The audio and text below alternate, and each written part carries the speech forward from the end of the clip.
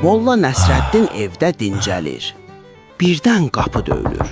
Molla açır, sağa sola baxır, heç kim yox. Aşağı baxır, yerdə bir ilbiz. Məhəllə uşaqları məzələnir. Molla ayağını qaldırıb ilbizə elə bir təpik vurur ki, vuş! İlbiz uçur 3 məhəllə o tərəfə. Qapını da çırpır. Aradan düz 3 il keçir.